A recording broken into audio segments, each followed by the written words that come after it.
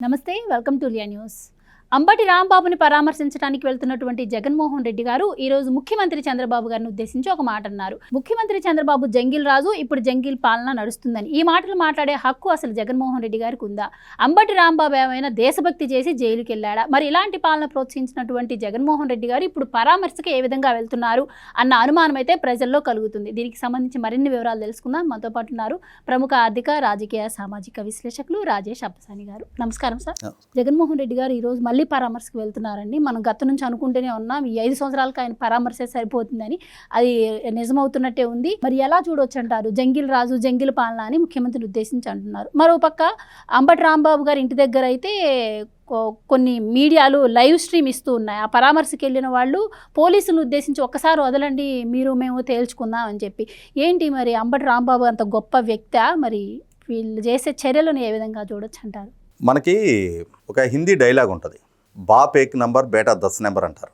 అంటే తండ్రి 1వ నెంబర్ ఎదవైతే కొడుకు అంతకు 10 రెట్లు ఎదవా అని చెప్పడానికి. అంటే ఒక రాజకీయ పార్టీని ఉద్దేశించి, రాష్ట్రాన్ని పరిపాలించిన ముఖ్యమంత్రిని ఉద్దేశించి, ప్రస్తుతం చట్టసభకి ఎన్నికైన శాసనసభ్యుడిని ఉద్దేశించి ఈ విధమైన పదజాలం వాడటం మనకు ఆక్షేపణీయం అనిపించినా కూడా వైసీపీ పార్టీ, వైసీపీ అధినేత జగన్మోహన్ రెడ్డి ఏ విధానాన్ని ఎంచుకొని అవలంబిస్తూ ఉన్నారో దానికి కొనసాగింపుగానే అంబటి రాంబాబు ప్రవర్తన అయినా, జోగి రమేష్ ప్రవర్తన అయినా, ఆ పార్టీలో నాటి నుంచి నేటి వరకు ఇదే విధమైన దూషణలు, అంటే ఎదుటి వాళ్ళని దూషించడం, పరిస్థితులు ప్రతికూలిస్తే విక్టిమ్ కార్డు ప్లే చేయడం. మనకి నువ్వు ఏదైనా ఇప్పుడు తిరుమలకి కాలినడకన వెళ్తున్నావు అనుకో, ఆ కాలినడకన వెళ్ళే దారిలో ఒక చోట గోడ మీద వరుసగా కోతులు గుంపు కూర్చొని ఉంటుంది. నువ్వు ఆ పక్క నుంచి నడిచి వెళ్తుంటే పెద్ద కోతులు నిన్నేమనవు, ఎందుకంటే వాటికి జనాలు తిరగటం, చేయటం, అవి అక్కడ కూర్చోవటం వాటి దైనందిక జీవితంలో అవి అలవాటైపోయి ఉంటాయి వాటికి. కానీ ఆ పక్కన పిల్లలు ఉంటాయి, ఆ పిల్లలు నీ దారిని నువ్వు వెళ్తుంటే నిన్ను చూసి హగా అంటాయి. నువ్వు బెదిరిపోతేనేమో అవి పెద్ద వీరులకు మళ్ళీ ఆనందపడతాయి. నువ్వు గనక ప్రతిఘటించి ఒక రాయో ఒక కర్రో చేతికి తీసుకున్నావు అనుకో, టక్కునెళ్ళి అమ్మ పొట్ట గరుచుకుంటాయి. దాని దారిని అది కూర్చోవచ్చా, దాని అమ్మ కూర్చున్నట్టుగా, కానీ అది కూర్చోదు, బెదిరించే ప్రయత్నం చేస్తుంది. నువ్వు తిరగబడితే అమ్మ శరణు వచ్చుద్ది. సేమ్ టు సేమ్ ఇవాళ వైసీపీ నాయకులు కూడా వాళ్ళ రాజకీయం వాళ్ళు కొనసాగించుకోవచ్చు, ప్రభుత్వాన్ని విమర్శించవచ్చు, వీళ్ళ తప్పు లేదన్న వెల్లడైతే దానికి వివరణ ఇచ్చుకోవచ్చు. కానీ ఏం చేస్తారు, మేము రప్ప నరుకుతామంటాడు ఒకడు రాష్ట్ర ముఖ్యమంత్రిని ఉద్దేశించి బూతులు తిడతాడు.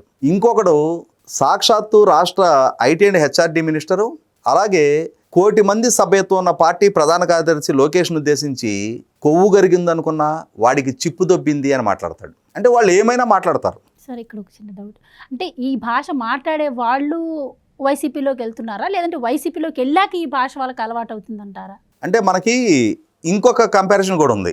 అంటే వాళ్ళంతా ఈ పోలికలు అవుతున్నాయి. మనకి నీళ్ళడుగునంట ముచ్చపు చెప్పులన్నీ ఓ పక్కన ఉంటే నత్తకొల్లన్నీ ఓ పక్క చేరతాయంట. కాబట్టి ఏ గూటి పక్షులు ఆ గూటికి చేరినట్టుగా వైసీపీ పార్టీలో చేరే ప్రధానమైన నాయకులు, ఆఖరికి శ్రీకాకుళం జిల్లాలో ప్రాతినిధ్యం వహించిన సీదిరి అప్పలరాజు నుంచి, ధర్మాన కృష్ణదాస్ నుంచి, ఆనాడు వైసీపీ ఎమ్మెల్సీగా కొనసాగిన దువ్వాడ శ్రీనివాస్ నుంచి అందరూ బూతు శిఖామణులే, ఎవరు తక్కువ కాదు. అంటే బూతులు తిట్టడం మాకు పేటెంట్ అని చెప్పని ఫీల్ అవుతారు వాళ్ళు. సాక్షాత్తు రాష్ట్రాన్ని పరిపాలించిన ముఖ్యమంత్రి హోదాలో ఉన్న జగన్మోహన్ రెడ్డి, అతను ఎన్నికలకి ముందు 2019 ఎన్నికలకు ముందు పాదయాత్ర చేసే సందర్భంలో పవన్ కళ్యాణ్ గారిని ఉద్దేశించి ప్రతి 4 ఏళ్లకు ఒకసారి కార్లు మార్చినట్టు పెళ్లాలను మారుస్తాడు అనే పదం వాడాడు. మోస్ట్ అబ్యూజివ్ వర్డ్ అది. అలాగే తాను ప్రధాన ప్రతిపక్ష నాయకుడిగా ఉండగా నాటి రాష్ట్ర ముఖ్యమంత్రి చంద్రబాబు నాయుడు గారిని ఉద్దేశించి నడిబజార్లో కాల్చాలి అన్నాడు, ముఖ్యమంత్రిని చెప్పులతో కొట్టాలి అన్నాడు, అలాగే రాళ్లతో ముఖ్యమంత్రిని కొట్టాలి అన్నాడు, మహిళలు చీపులతో కొట్టాలి అన్నాడు.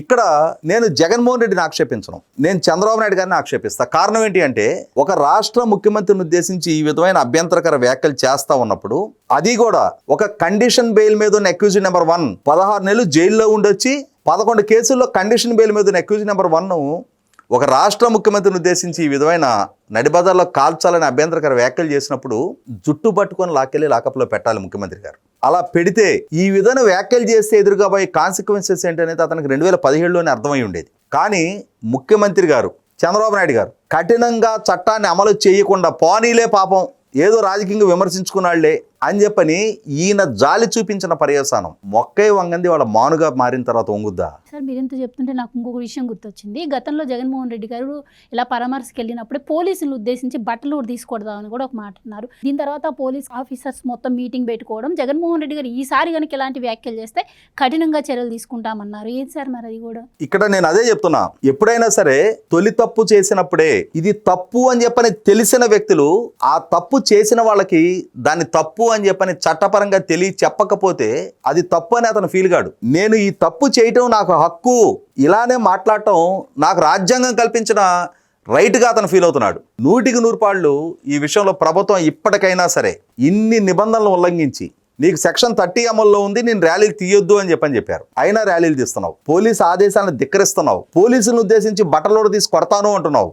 నీ శ్రేణులు పోలీసుల్ని బహిరంగంగా భౌతిక దాడులకు పాల్పడతామని బెదిరిస్తా ఉన్నారు. శ్రీకాకుళం నుంచి అనంతపూర్ జిల్లా దాకా రాప్తాడు ఎమ్మెల్యే తోపుదుర్తి ప్రకాష్ రెడ్డి తమ్ముడు చంద్రశేఖర్ రెడ్డి అతను గతంలో ఇదే విధంగా వ్యాఖ్యలు చేశాడు. అంటే ఈ విధమైన వ్యాఖ్యలు, ఈ విధమైన బెదిరింపు ధోరణి రాష్ట్ర ప్రభుత్వాన్ని ఉద్దేశించి, ముఖ్యమంత్రిని ఉద్దేశించి, వ్యవస్థలను ఉద్దేశించి, ప్రభుత్వ యంత్రాంగాన్ని ఉద్దేశించి, శాంతి భద్రతలు కాపాడాల్సిన పోలీస్ డిపార్ట్మెంట్ని ఉద్దేశించి కూడా ఇంత బెదిరింపు ధోరణి, ఇంత బరితెగింపు వ్యవహారశైలి కనపరుస్తున్న నేపథ్యంలో రాష్ట్రాన్ని జంగిల్ రాజుగా మార్చాలని చెప్పని ఒక లక్ష్యంతో వైసీపీ పనిచేస్తుంది. ఇక్కడ శాంతి భద్రతలు లేవు అని రాష్ట్ర బ్రాండింగ్ని దెబ్బతీయాలని ఒక లక్ష్యంతో ఇవాళ దేశంలో 25.3% పెట్టుబడులు ఒక్క ఆంధ్రప్రదేశ్ రాష్ట్రానికి వచ్చినాయి అని అంటే అది జంగిల్ రాజు అయితే అంతటి పెట్టుబడులు ఎందుకు వస్తాయి? కేంద్ర ప్రభుత్వం దగ్గర ప్రతిపాదించబడ్డ పీపీపీ ప్రతిపాదనలో 30% ఒక్క ఆంధ్రప్రదేశ్ రాష్ట్రానివే ఉన్నాయి అని అంటే, కేంద్ర ప్రభుత్వం అన్ని పీపీపీ ప్రతిపాదనలకు ఆమోదం తెలుపుతుంది అని అంటే, రాష్ట్రం అన్ని స్కీమ్స్ దక్కించుకోగలిగింది అని అంటే అది జంగిల్ రాజు ఎందుకు అవుద్ది? ఇవాళ కేంద్ర ప్రభుత్వం నుంచి దేశంలో ఏ వినూత్న ప్రాజెక్ట్ అనౌన్స్ అయినా అది ఆంధ్రప్రదేశ్ రాష్ట్రంలో గ్రౌండింగ్ అవుతా ఉంది. దేశంలో మిగిలిన రాష్ట్రాలు ఆంధ్రప్రదేశ్ రాష్ట్రం చంద్రబాబు నాయుడు గారి ప్రభుత్వం ఈ 19 నెలల కాలంలో తెచ్చిన ఈ పెట్టుబడులను చూసి వాళ్ళు జెలస్గా ఫీల్ అవుతున్నారు. అక్కడ ప్రభుత్వాల మీద అక్కడ ప్రతిపక్షాలు సూటిగా దాడి ఎక్కువ పెడతా ఉన్నాయి. ఆంధ్రప్రదేశ్ ఇన్ని పెట్టుబడులు తీసుకెళ్ళగలుగుతా ఉంది, మీరెందుకు తేలేకపోతున్నారు అని చెప్పని. రాష్ట్రంలో శాంతి భద్రతలు లేకుంటే, రాష్ట్రంలో చట్టం ప్రాపర్గా అమలు కాకుంటే, రాష్ట్రంలో ప్రాపర్ యాంబియన్స్ మెయింటైన్ కాకుండా ఉంటే, ప్రభుత్వ పాలన సక్రమంగా లేకుంటే ఇన్ని పెట్టుబడులు రావు. లక్షలాది ఉపాధి కల్పనకు ఆస్కారం కలిగే విధమైన పెట్టుబడులు రాష్ట్రం సాధిస్తూ ఉంటే దాన్ని చూసి ఓరవలేక రాష్ట్రంలో జరుగుతున్న అభివృద్ధిని భగ్నం చేసే లక్ష్యంతో, పెట్టుబడులు రాకుండా నివారించే దురుద్దేశంతో, కుట్రలతో, కుతంత్రాలతో రాష్ట్ర బ్రాండింగ్ని దెబ్బతీయటం కోసం రాష్ట్రంలో జంగిల్ రాజ్ జరుగుతున్నట్టుగా అసలు జంగిలీ ముఠా మొత్తం ఒక దగ్గర చేరి వాళ్ళు చేస్తున్న ప్రచారం ఇది. కానీ ఇప్పటికైనా సరే చంద్రబాబు నాయుడు గారు చట్టాన్ని కఠినంగా అమలు చేసి తీరాలి. చట్ట ఉల్లంఘనకు పాల్పడి, చట్టాన్ని ధిక్కరించి, చట్ట ఆదేశాలని పాటించని ఏ స్థాయి నాయకులైనా సరే వాళ్ళకి చట్టం పౌరేంటో రుచి చూపిస్తే, ఇంకొకసారి మరొక ర్యాలీలు తీయకుండా వాళ్ళని కట్టడి చేయగలిగితే అప్పుడు చట్టం అంటే ఏంటో విలువ తెలిసి వస్తుంది. సార్ ఆ రకంగానే కదా సార్ అంబటి రాంబాబు గారిని అరెస్ట్ చేస్తే అదేదో అక్రమ అరెస్ట్ లాగా ఇప్పుడు ప్రొజెక్ట్ చేసేందుకు జగన్మోహన్ రెడ్డి గారు ట్రై చేస్తున్నారు. ఇదొకటైతే ఇంకొక ప్రచారం కూడా నడుస్తుంది సార్. అంబటి రాంబాబు గారి వ్యాఖ్యల వెనక స్వామి కార్యం సకార్యం రెండు అయ్యేలాగా, అంటే ఎవరైతే బూతులు ఎక్కువ మాట్లాడతారో వాళ్ళకి ఎక్కువ పదవులు వస్తాయి, పోస్టులు వస్తాయి అని చెప్పి అంటారు. సో ఆ పని అవుతుంది.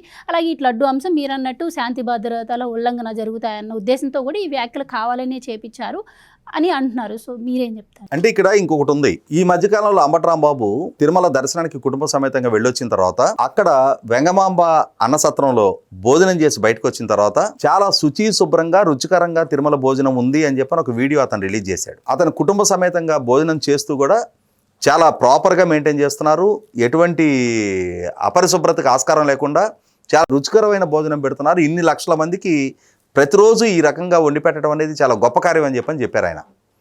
దానితో వైసీపీ అధినేత నుంచి చాలా అక్షంతలు పడ్డాయి ఆయనకి. బుద్ధుందా లేదా నీకు? ఆ ప్రభుత్వంలో మంచిని గుర్తిస్తావా, పొగుడుతావా అని చెప్పని. దాంతో ఇప్పుడు తన పాతివ్రత్యాన్ని నిరూపణ చేసుకోవాల్సిన బాధ్యత ఆయన మీద పడింది. అందుకోసం అని చెప్పని ఆయనకి ఇచ్చిన స్క్రిప్టు, నేను బూతులు తిట్టు అన్నారు.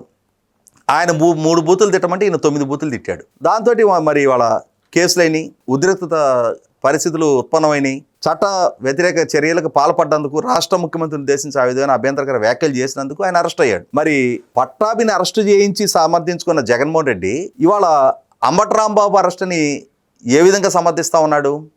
ప్రెస్ మీట్లో ఒక పదం వాడితే అది నన్ను ఉద్దేశించే వాడాడు, మా అమ్మనే తిట్టాడు అని చెప్పని పోలీస్ కమెమరేషన్ మీట్లో కూడా విక్టింగ్ కార్డు ప్లే చేసిన జగన్మోహన్ రెడ్డికి ఇవాళ ఇప్పటి ముఖ్యమంత్రిని ఉద్దేశించి నీ నాయకుడు అంతకంటే పరుష పదజాలం వాడితే అందుకు అతను అరెస్ట్ అయితే ఎక్కడ లేని సానుభూతి వ్యక్తం చేస్తా అంటే ఈ డ్రామాలన్నిటికీ కారణం ఏంటి అంటే ఒక పక్క హిందువులందరూ ఊసి పెడతా ఉన్నారు. ఇవాళ కమోడ్లు గడిగే కెమికల్స్ కూడా ఈ అడల్టరేటెడ్ నెయ్యిలో కలిసింది అని చెప్పని సిట్టు ఇచ్చిన రిపోర్ట్లో ఉంది.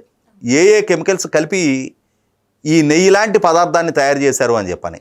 అటువంటి పరిస్థితుల్లో దాని నుంచి దృష్టి మళ్లించాలి అని అంటే చిన్న గీత పక్కన పెద్ద గీత పెట్టడం కోసం అని చెప్పని ఈ విధమైన తంతు మొత్తం నడిపిస్తా ఉన్నారు. నువ్వు ఎన్ని పిల్లి మొగ్గలే ఎన్ని కుప్పిగంతులై కోట్లాది మంది హిందువుల కోట్లాది మంది శ్రీవారి భక్తుల మనోభావాలు గాయపరిచిన నీ పాలనాటి ధర్మకర్తల మండలి వాళ్ళు తీసుకున్న నిర్ణయాలు గాయపడ్డ కోట్లాది మంది భక్తులు ఎట్టి పరిస్థితుల్లో నేను క్షమించడం జరగదు mister Jaganmohan Reddy. Thank you so much. Please subscribe to Leo news for more videos.